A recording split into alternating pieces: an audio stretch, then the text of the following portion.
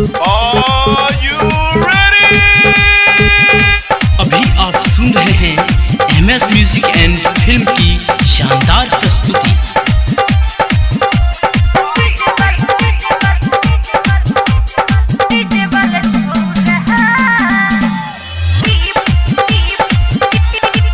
Presented by MS Music and Films Uzan।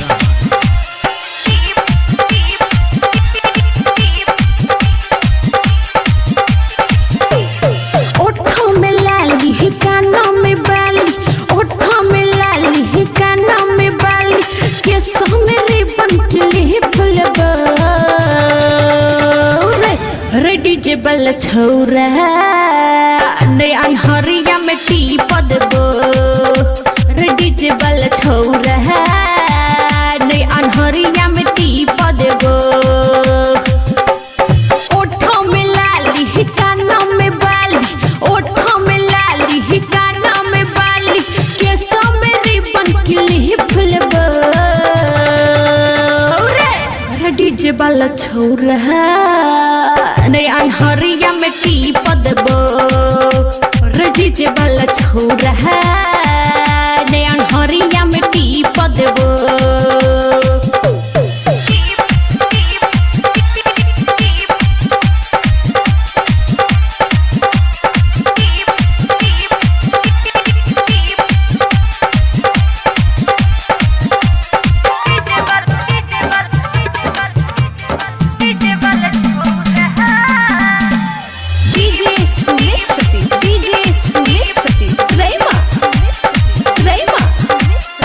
MS music and films उजान।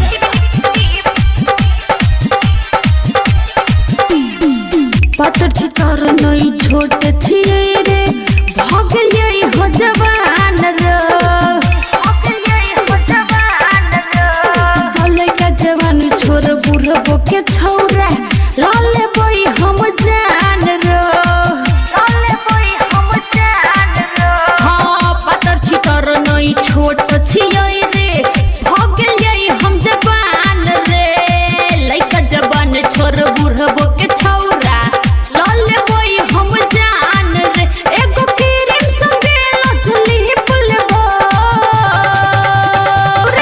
रे DJ वाले छौरा नयन हरिया में टीप देबो रे डीजे वाला छौरा नयन हरिया में टीप देबो।